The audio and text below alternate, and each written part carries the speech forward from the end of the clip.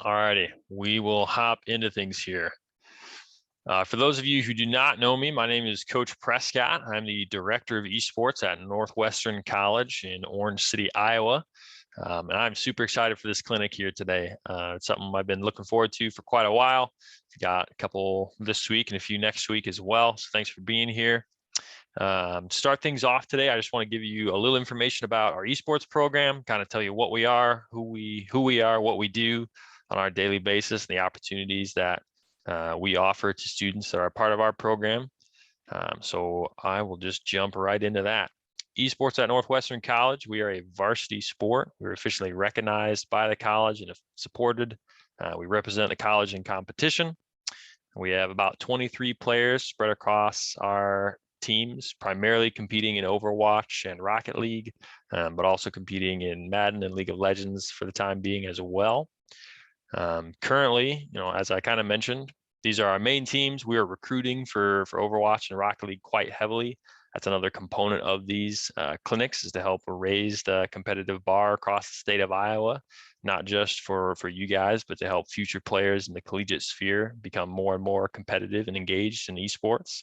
So if you have an interest in collegiate esports, get with your coaches. They have my contact information. I'll drop a link in here as well, that if you're interested, you can submit a recruit form. Would love to get in contact with you.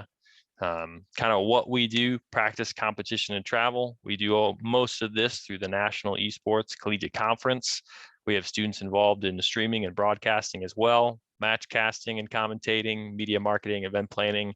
We get up to a lot of things. Most of our students are primarily competitive players, but we dip our toes in all of the spheres of esports.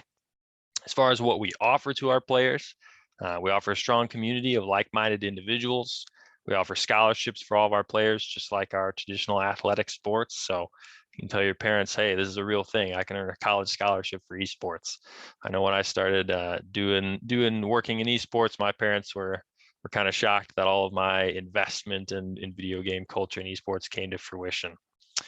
We travel as well to competitions and tournaments. We have player development opportunities. You'll get a little taste today of what we do in our practices throughout the year.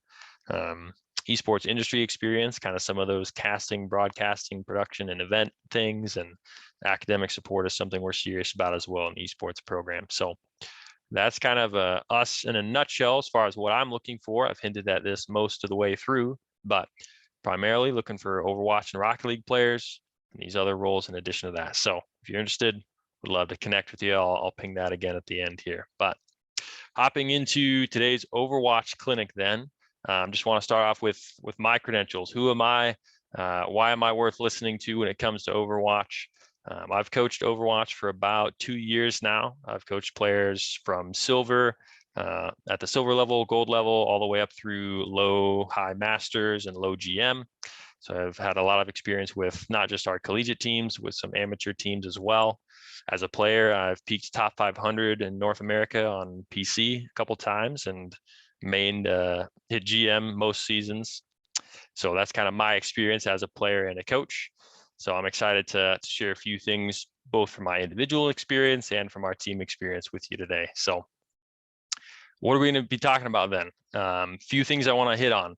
First and foremost, we're going to be covering a lot of the strong fundamentals, not just of Overwatch in particular, but of esports. How do you build an effective team? How do you practice? What heroes and team compositions? And then talking about the fundamentals of Overwatch competitions. And then questions. I want a big portion of today to be answering your questions that you have. So if you have questions that come up as we're going here, you can throw them in chat. Otherwise, we'll take a bigger chunk of time at the end to go over questions as well.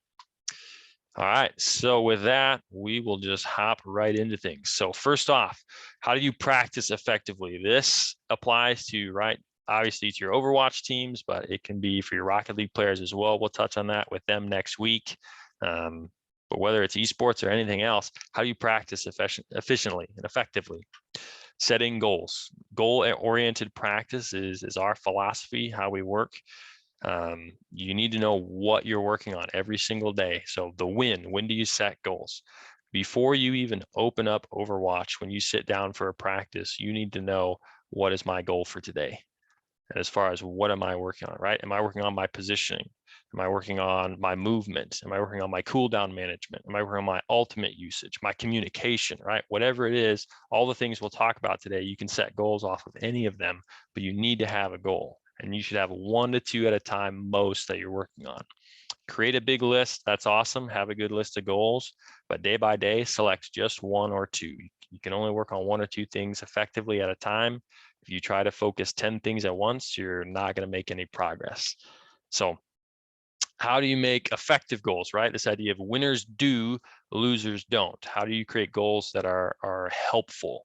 Goals need to be actionable, things that you can actually work on. So let's say you're working on your positioning, right? Instead of writing down a goal as, don't stand in the open or play, don't forget to play high grounds, okay, if that's what you're not supposed to do, what are you supposed to do, right? This idea of goals need to be do statements. They need to be actionable. So use cover, play corners, take high grounds, right? That should be your goal. What I would do when I was climbing up from plat to top 500, when I coach my players, I encourage them, hey, take a sticky note, write your goal for the day on it, tag it to the bottom of your monitor, and that'll help you keep accountable of, hey, this is my thing I'm working on. You should do this as individuals, right? Every day, whether it's you're practicing with your team or just on your own, you should have individual goals. And in your team practices, just have a quick 2-minute discussion of, hey, what are we working on today as a team? What's our goal for this scrimmage, for this practice, right? Do we want to work on communication? Are we practicing, this specific composition, these specific maps? What is our goal for today? And it needs to be beyond winning. If your only goal is to win, you will fail 50 to 60% of the time, right? Because I don't know how many of you play a lot of competitive Overwatch outside of your scrimmages and your games in the Iowa State leagues, but if you climb, you have a good win percentage, 55 to 60 is good. That means you're still losing 4 to 5 out of every 10 games. So you need goals beyond just winning. Winning is a byproduct. Most people don't realize that. Winning is a byproduct of effective practice and preparation. All right. I want to hit on this just one more time as far as what is the difference. Lots of people play Overwatch. Lots of people play video games. Few practice. The main difference between practice and play is that practice is focused and it is purposeful, right? You get your purpose from those goals. And the hardest and most important component of improvement is focus, is being able to hang in there and stay focused on what am I working on. If you can do that day by day, you're doing more than most people and you will improve faster than most people. All right, getting into some Overwatch specifics here. This is a common question I get, depending on where you are, how long you've been playing the game, you've maybe figured this out, but what heroes should you play? Who should you be playing? Don't paint the rainbow is kind of how I like to say it, right? You've got your career profile. You don't want to see 20 different heroes in there.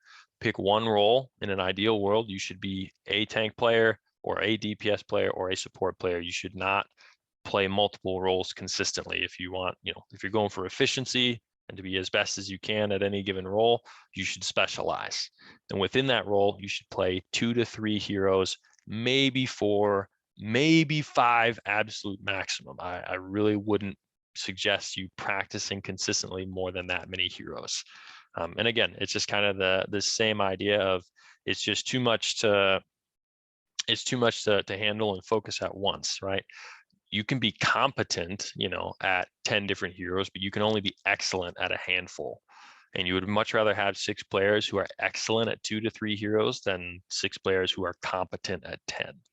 So moving into then team compositions, how do you carry that individuals into building up team compositions? 2 things I mostly recommend, right? Play to your strengths, use the heroes that you are good at, that are comfortable for your team.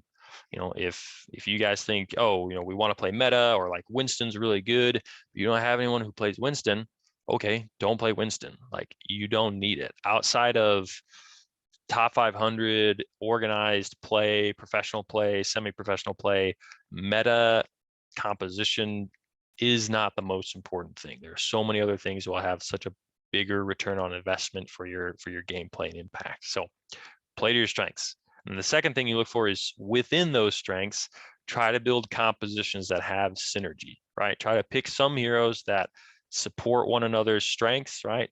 amplify one another's strengths, and mitigate one another's weaknesses. So whose synergy matters most? Main thing we look at is between main tanks and supports. And the reason for that is because when you're building compositions, it's typically the main tank and supports that determine how the composition functions, right? If you think about your standard like brawl or rush compositions, well, what makes a rush comp, or a brawl comp, a brawl comp? Typically, it's defined by the Reinhardt plus probably a Lucio, right? Those two heroes make up how that comp plays. Everyone else kind of has to play around them, and they support one another's weaknesses, right? Ryan's biggest weakness is that he is a melee hero in a first-person shooter. So Lucio helps mitigate that. The other synergy that you look for and try to touch on a little bit is your main tank and your off tank. Again, what heroes support one another. Another common combination, right? You think about Reinhardt and Zarya, they amplify one another's strengths, mitigate weaknesses. That's kind of a direct synergy. You can also look for things like indirect synergy. Take like your Sigma and your Wrecking Ball. They both have things they want to do, and they both benefit by doing them, not directly from one another, but they don't rely on one another either. So different synergies like that. Note DPS is not really listed up here, right? For DPS, synergy is of less importance. You really want to lean on, hey, what heroes are we good at? What are our players confident in playing? If you're looking for any synergy between DPS, usually you need some synergy from supports. You know, if you're playing Trace or Genji, you probably don't want to be playing Baptiste, Lucio, right? It's going to be kind of hard to support them. So keep that in mind, but it's of secondary importance. All right. Real quick, I just want to stop. Any questions so far that you guys have, things you're curious about when it comes to practice habits, when it comes to heroes, team compositions? Just want to take a couple minutes. You can throw them in chat, or if you have mics, you can just shout them out on mic here. Any questions so far about the things we've been touching on?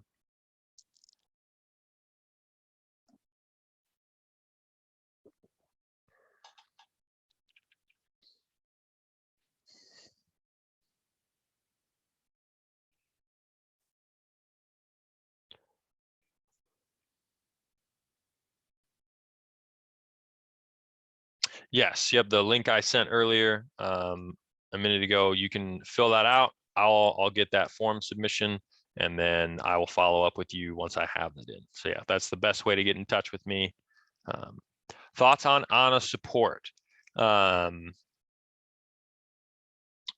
on Ana support? I'll touch on that one on the end. But yeah, I'll definitely get to that one when we do questions overall. But anything on topics we've touched on so far? Otherwise, I'll keep moving and then we'll circle back. Can you explain specific synergies and why they work together? Which specific synergies are you interested in? List out a couple as I keep going here, and then I can explain those in the end. If you're looking like what heroes you're looking at synergizing, let me know a little more of what you're looking for. Mentioned Ryan, Lucio, can you elaborate on that, please? Sure, on like how they synergize together. Yeah, so Reinhardt, again, I mentioned being a melee hero in a first-person shooter, he needs to be close. He needs to get on top of his opponents in order to get value and do damage. Lucio with speed boost, Lucio helps Ryan get around the map. So things like that. Another synergy that's common, you have like Winston and Diva, right? They're both dive heroes. They both want to get on top of their opponents. They both have high mobility. They both do a good job of denying damage for one another. Diva with her defense matrix, Winston with his bubble.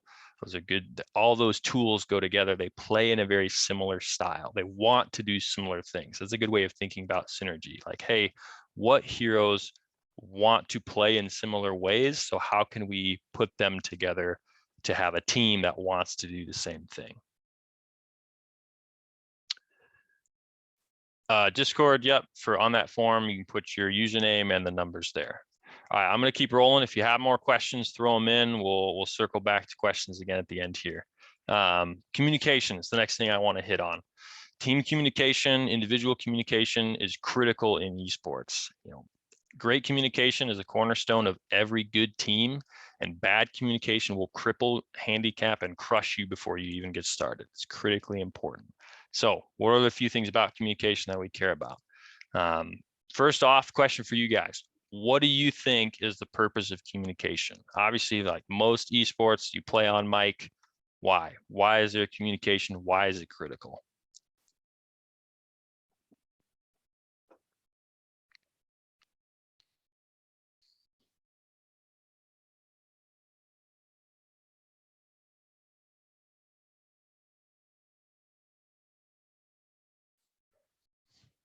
To elaborate plays. Yep, sure. To explain, to give information to one another. Good.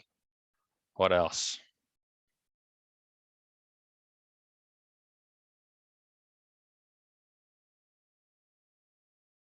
Carry out ideas and plans. Yeah.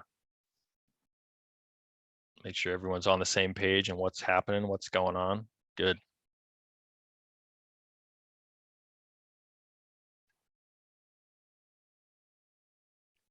Yeah, keep everyone on the same page. Make sure that no one's surprised of what's coming up. All good stuff. Honestly, you guys are on the right track. That's good.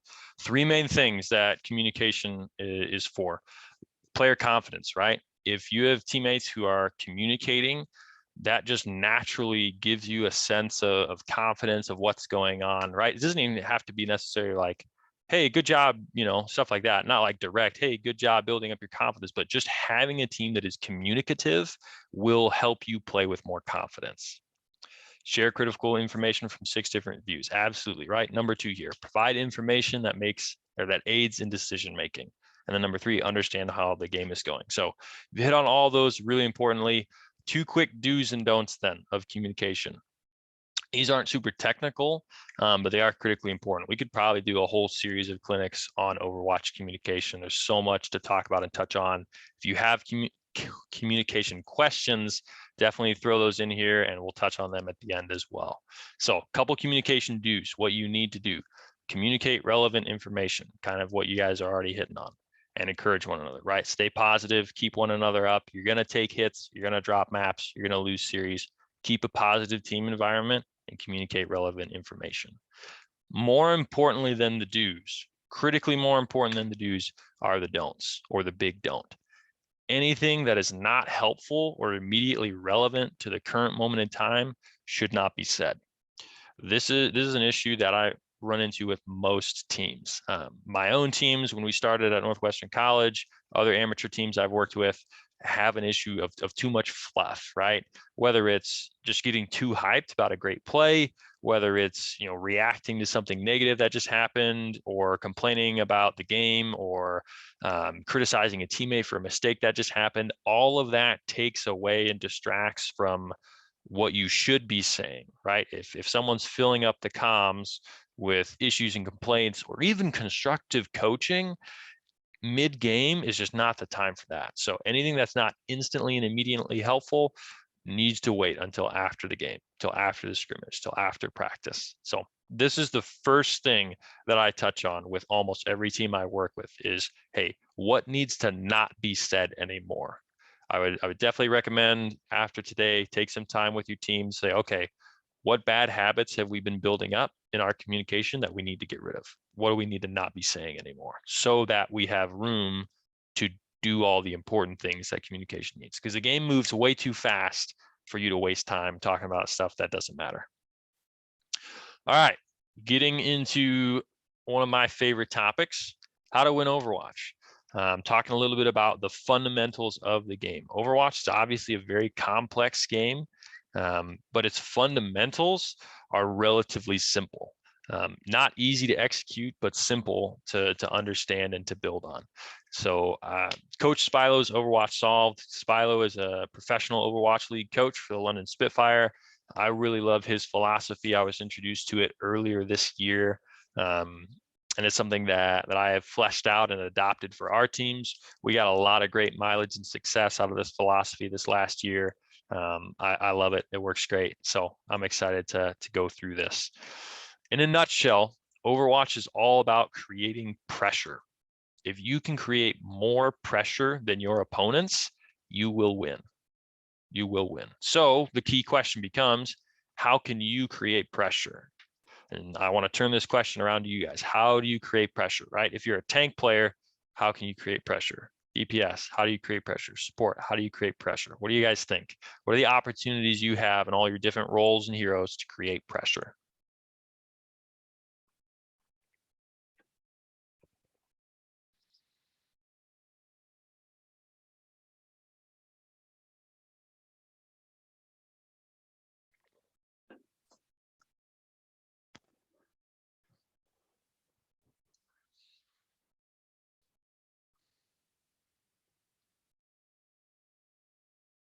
Keep shooting and the heals coming while moving towards the goal.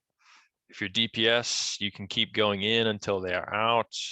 Flanking DPS, oh man, the questions coming, or response is coming in fast. Got to scroll up. All right. Flank DPS, you can attack from behind to create pressure. Yep, coming from a different angle. DPS, have a support with you so you can possibly flank them and catch them off one by one. Yeah, added pressure by taking flanks, bringing along healing. Physical proximity, that's a great answer, right? Just being present in a specific location can create pressure. Even if you hit no shots, land no heals, just someone being in a good spot creates good pressure. Common method would be constant pushing as a full team, causing them to panic, not being able to focus. Yeah, fast full team pushes, good timing, awesome. Support can keep constant heals on the tanks for longer and more successful pushes. I love that. I love that. A lot of people focus on damage and output.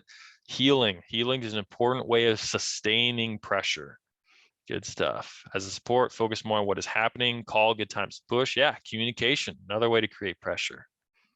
Being able to communicate, get picks, and then be able to push. Awesome. Yeah, so you guys are thinking along the right track here. 3 primary fundamentals, how you create pressure.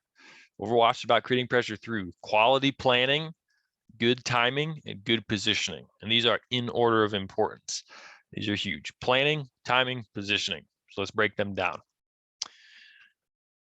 Every fight, before every fight starts, you need to know a complete plan. You need to know what you're going to do, where you are going to do it, and when you are going to do it. Those 3 things are critically important. What are we doing, where, and when? When gets into timing, we'll break that down a little bit.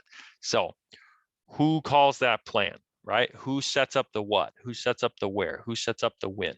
There are a few different ways of doing this. A lot of teams have a single shot caller who does most of the planning and calling. That's one method of doing things. That's a method that we leaned on for a while. The optimal method, I would say, that the most teams trend towards these days is a dynamic calling structure. So who's in charge of calling the plan? Anyone with an idea. Anyone with an idea, right? If you are the main tank player and you have a specific rotation you want to call out, hey, I want to push this corner and speed boost in 3, 2, 1. All right, go, go, go. Or if you are the Baptiste and you have your ultimate, you have window, and you go, hey, I want to window fire strike this corner. Hey, can we window here? I'm going to window 3, 2, 1, windowing, right? Or you are the Genji, you have blade. Say, hey, I have blade here. Can we dive in? I want to jump in and blade. Like anyone who has an idea can set up the plan. So what are some different kinds of plans? Let's break down a few different examples. For context, we'll just go through a few of these with this composition in mind. This is kind of one of the standard rush compositions right now. Ryan Diva, McCree May, Lucio, Baptiste. A lot of people, when they talk about planning, people tend to be familiar with plans based on ultimates, but you don't need alts to plan. Plans should be removed of just ultimates. So most compositions have a neutral fight plan or play style, right? So this composition, what is their neutral plan and play style? Brawl rush comps, they want to fight close quarters, up in your face, and short sight lines. Cooldown based. Hey, your May's looking for a May wall, right? We're going to push this corner, look for a May wall, and kill the isolated target, right? Or hey, we're going to push in and flash the Reinhardt and try to burn him down before he can get healed up. Ultimate based. Hey, we're going to look for bomb shatter as we push around the corner. Or hey, when they push this corner, we're going to use window, or we can speed boost high noon around this corner in 3, 2, 1. Positioning based as well. Hey, we have these high grounds, or we're set up on 2 angles here. When they push this corner, then we're going to go in, right? So you need a what, you need a where, and you need a when for a plan. Opinion on building plans around what you think the enemy will do.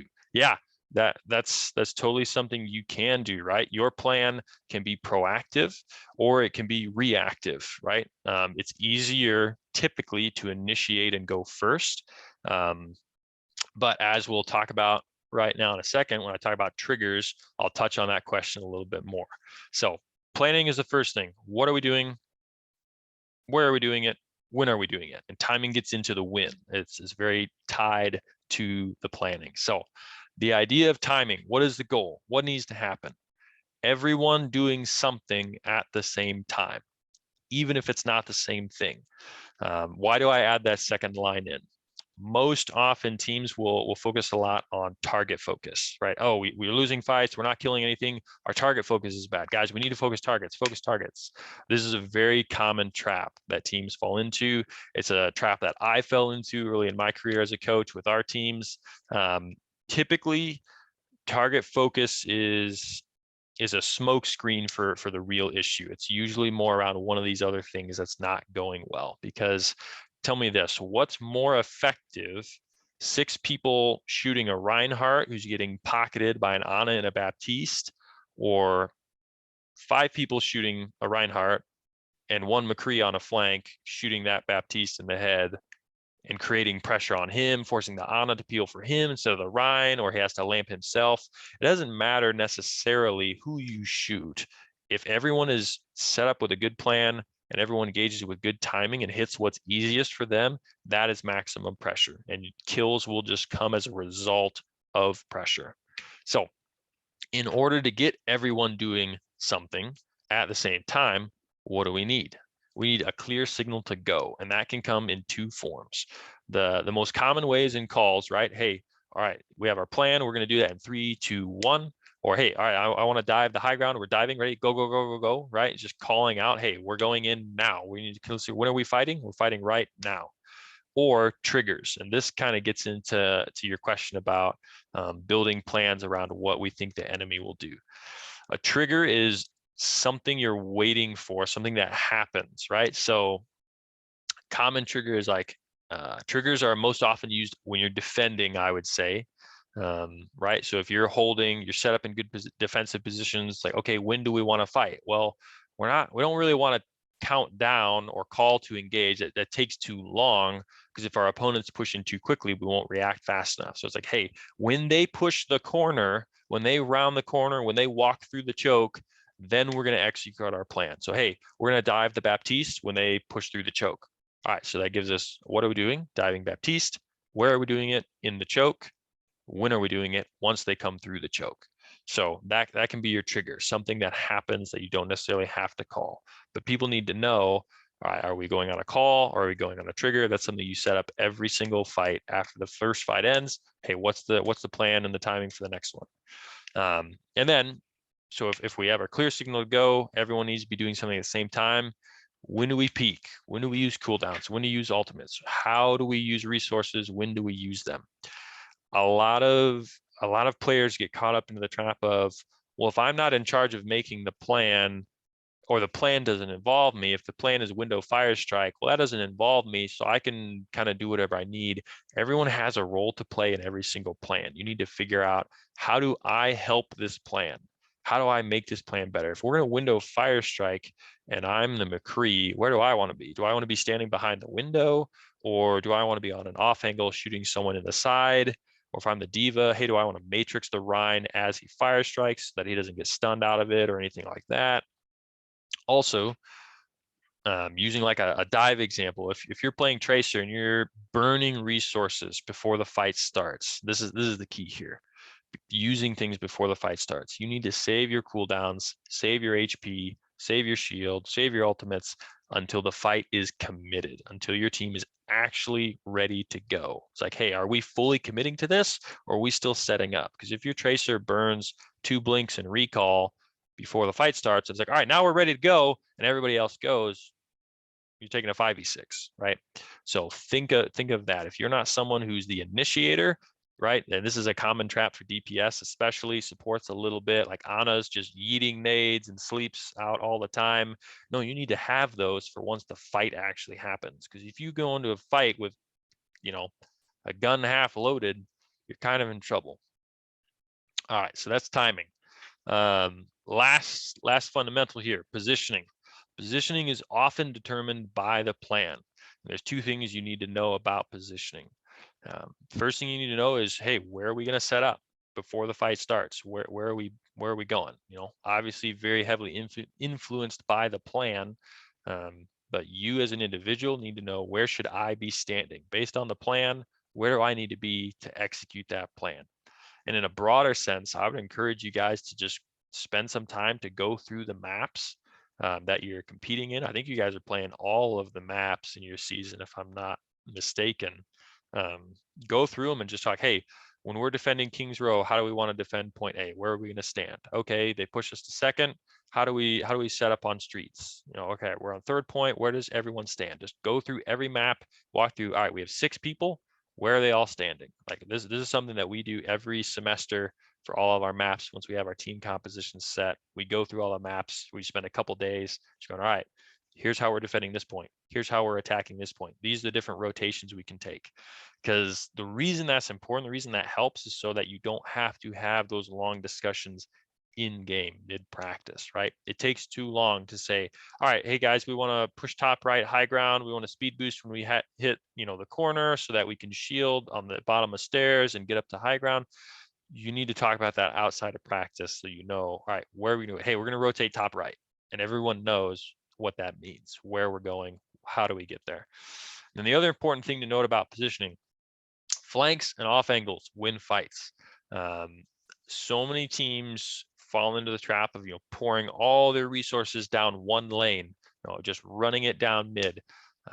Setting up pressure from multiple angles is key. You will get so much value from that. Which of these setups, if you're the red team, which of these is more dangerous to you? Which of these creates more pressure, right? Would you rather just have everyone pouring down damage right in front of your face?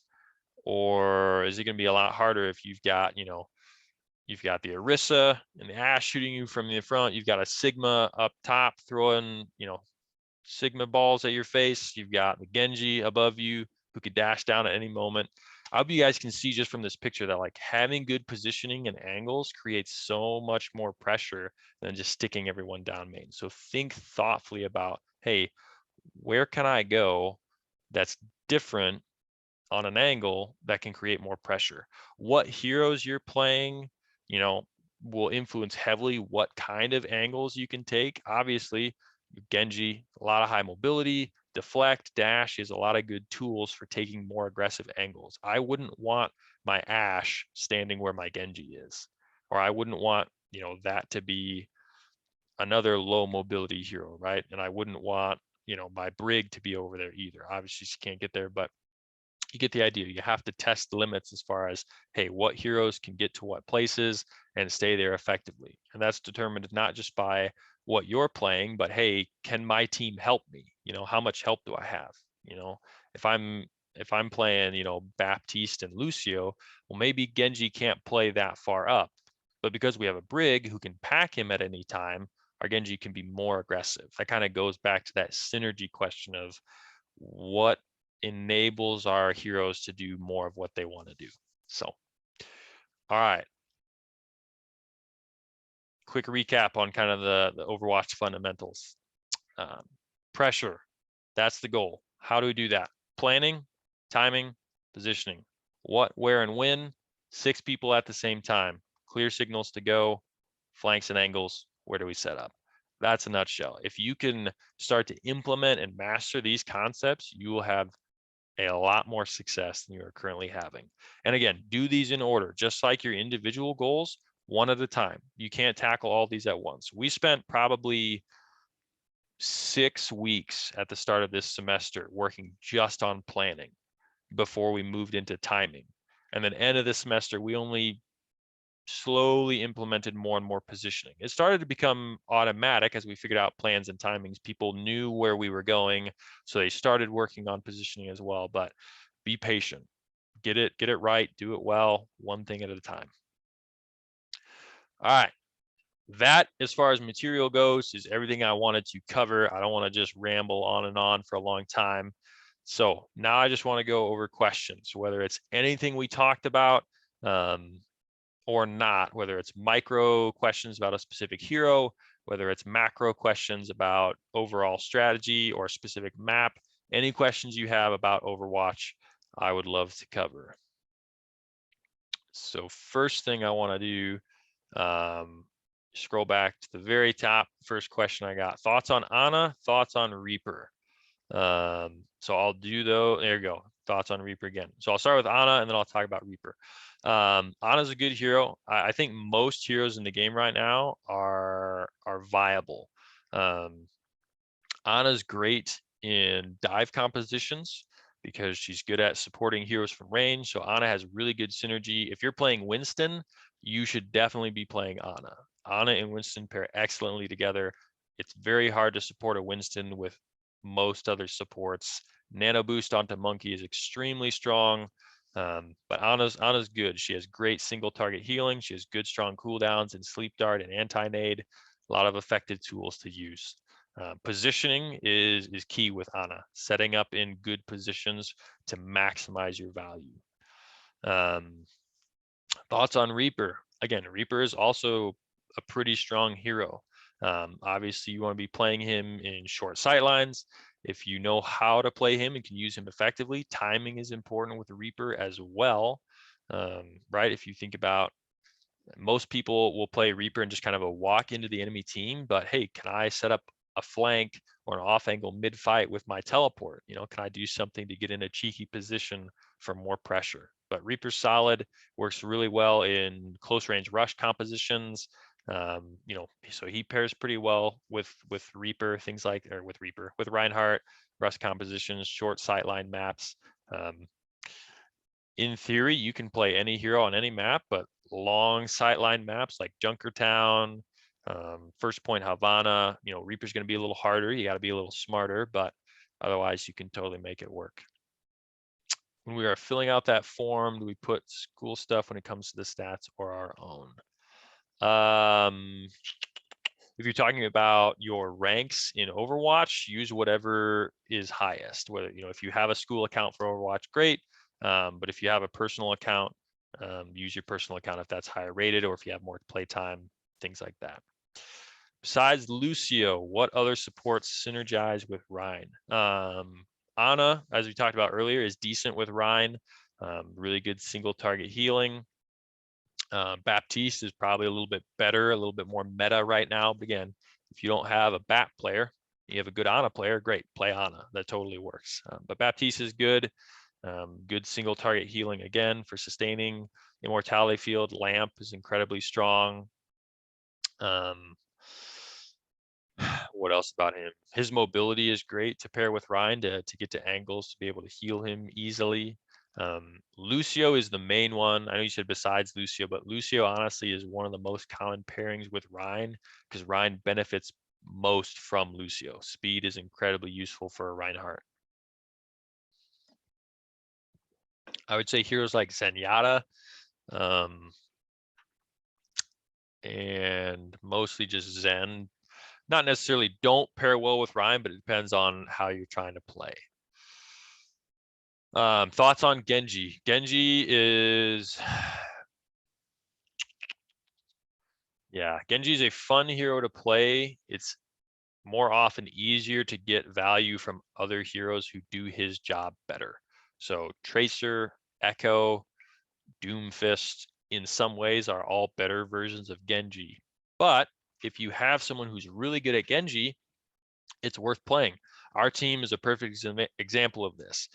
We have a DPS player who's excellent at Genji. It's one of, probably is literally his best hero. So even though I wouldn't consider Genji to be meta, he is a very good Genji, and he got crazy value this semester, turning tons of fights that we had no business winning. So if you have someone who's good at it, great, do it. Hey, Cole. Yeah. Can you hear me? Hey, this is the coach from Belmont Clemmy. Sorry to interrupt. Hey, no, you're good. We've been trying to get an another esports scrim going with our Smash Bros team, but unsuccessful. So I just wanted to hop on quick and say thank you. I realize you're at the question section, so I'm assuming that means close to the end. No, you're good. You're Okay. good. Yeah, we've been going for a little bit here, but yeah, we'll go with questions for Okay. as long as people have them. So Yeah, I just wanted to no hop in and worries. say thank you for hosting this, and thanks for letting all my guys hop in and just be a part of it. Yeah, absolutely. Great to have them here. If you had players that weren't able to make it to this one, we're doing the next one this upcoming Monday for Overwatch. So if they want to come to the Monday clinic, that'll work as well. And it'll be the same stuff, so these guys don't need to come a second time. Correct. Yeah, it'll be the same Okay. thing, just two different options for different teams. Yep. Same time as well. Yep. Same time. Same time. Okay. Awesome. Thank you so much. Yeah, sure thing. All righty. Does Orisa have a character that it synergizes with very well? Yeah, Sigma and Orisa go excellently together. Let's see who else. Honestly, any long range heroes, whether it's DPS heroes, support heroes, Baptiste, Hanzo, Ashe, Sigma, Roadhog, honestly, goes well. Zenyatta, any long range heroes tend to go pretty well with Orisa.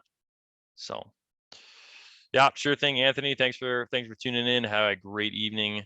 Any other questions? Any hero specific questions?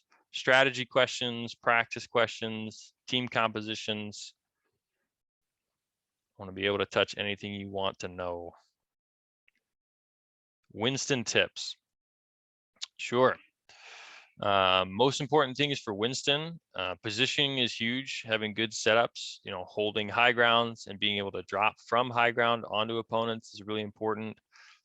Winston is a dive hero, so most dive heroes, they want to fight at close range and around high grounds as far as positioning goes. And then another really key tip for Winston, try to take as little damage as possible before you jump.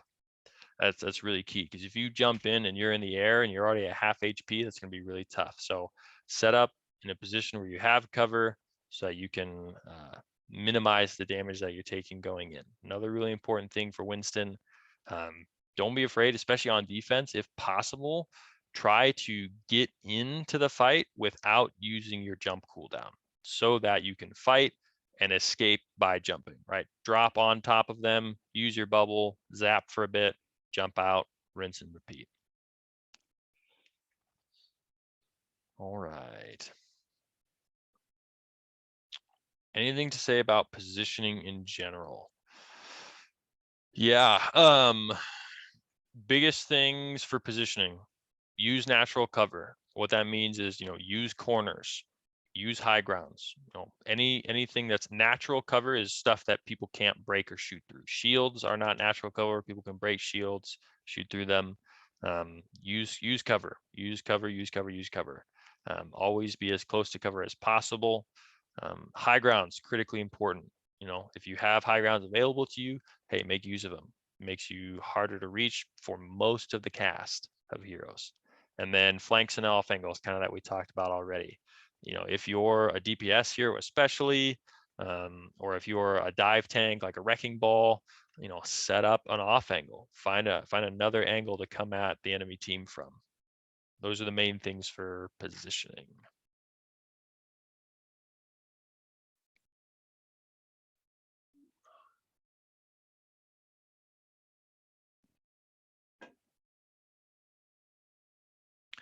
Other things, I think we'll go for just another minute or two if you've got any more. As long as questions roll in, we've got it. Is it ever worth the risk to play an off angle with Hog? Absolutely.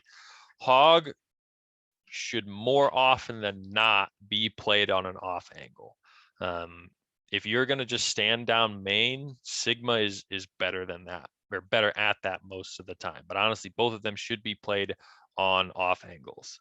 Sigma's angles might be more slight, but on Hog, honestly, you have so many good tools. Your your self heal is a great self-sustaining tool. You don't need a lot of help. So since you don't need help, you're free to roam a little bit more and try to get value, right? Think about this, right? If you've got a Roadhog down main in front of you with the Orisa, you're going to be aware of him. You're going to be looking out, trying to dodge that hook. But if you're getting shot by 5 people in the front, it's going to be a lot harder for you to be aware and keep an eye and an ear out for that roadhog that's peeking the flank, looking for a cheeky hook on the side. So absolutely, if it's played with good timing, timing is really important with anyone who flanks and off angles. And if it fits into what your team is trying to do, right? If it doesn't fit the team plan and strategy to off angle, don't just, be a selfish player. But yeah, more often than not, hog is worth flanking with.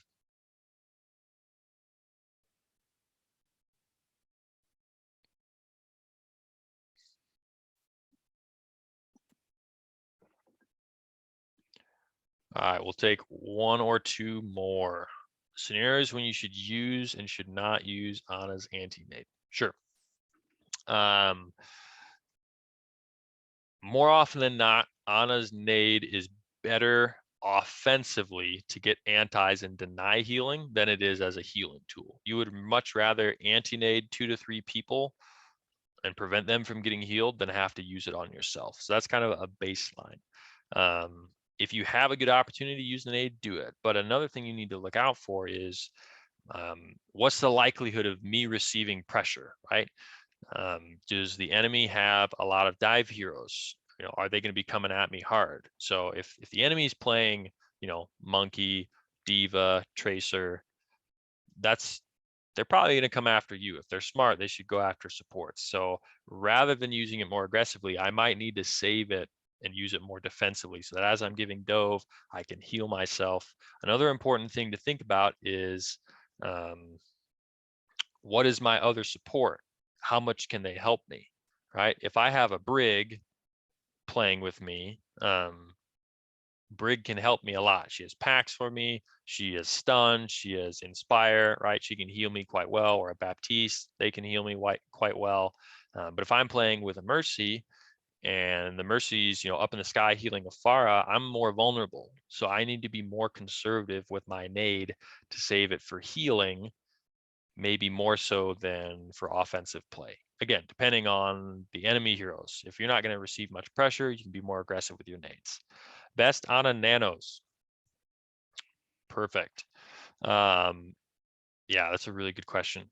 The best person to nano is someone who is in the process or about to go for an aggressive play, right? So anyone who's in a good position with an opportunity to create lots of pressure. So, a Reaper on a flank, Doomfist diving in from a high ground. Those are good things as far as general nanos go, but otherwise, mobility is good. Targets that can't get denied. So Winston is great. If you're playing Winston, definitely I would recommend throwing an Ana in there if you have an Ana player. It's really helpful for Winston because it just increases his damage so much. He can get multiple people at the same time. Genji Nanoblade is obviously very good, but yeah, in general, someone who's making an offensive play. Dragons are not affected by nano anymore. Nope, not Hanzo dragons. You said there are 3 to 5 characters that you should have a good handle on. Is this a must-have? Is there a must-have tank that you should master into those 3 to 5 characters that you play? No, there really is not. I recommend that people play heroes that they enjoy, because if you play heroes that you enjoy, you will be much more likely to practice efficiently, because if you're not having fun, you're not going to want to play, you're not going to want to practice. It's just not going to go well. So if you hate Reinhardt, don't play Reinhardt. If you hate playing it, don't play it. Now, obviously, be a team player. If it's, well, I'd prefer, it's not my favorite, but it's fine. Okay, if your team wants to play Rush and you're willing to do it, okay, do it. But honestly, pick heroes that you enjoy. That's the best thing to do, because you'll be more motivated, you'll be more successful, you'll be more interested. It's typically the way to go. That's a really good question, though. It's an important question. Again, at most levels outside of professional play, there are no heroes or team compositions that are must picks. It's just not the case. You can play any composition and any hero. If you play it correctly, you can get value.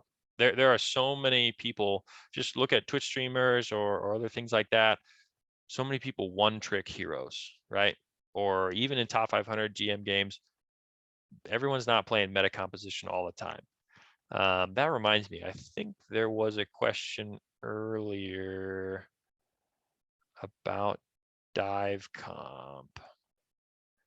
See if I can find it. I thought someone had asked something about thoughts on dive being meta or something like that.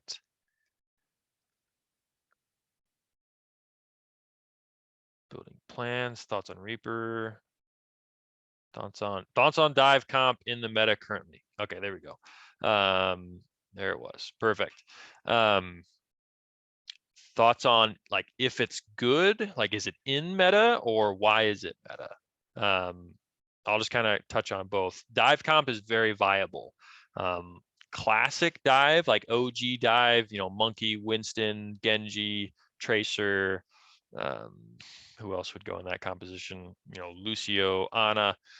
Classic dive comp isn't as strong as it was. Like you'd probably swap Genji out for like Echo or Doomfist. But again, it just depends on what heroes you play. But if you have people that are good at Winston and Diva or Wrecking Ball and Winston, if you have people who are good at dive heroes, you can absolutely play dive. Our team played quite a bit of dive this year.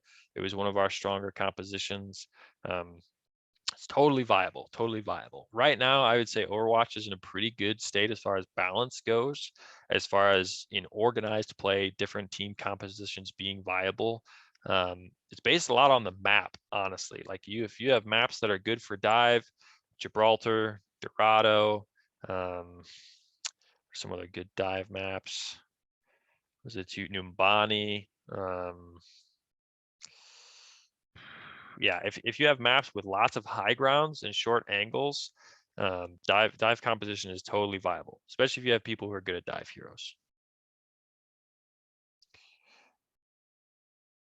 All right. Any final questions? I'll go up till 5 here. I told you coaches it'd be a max of an hour, so I don't want to keep you guys longer than I said I would. So we'll do one more question if you've got it, and then I'll wrap up with just a final kind of next step for you guys.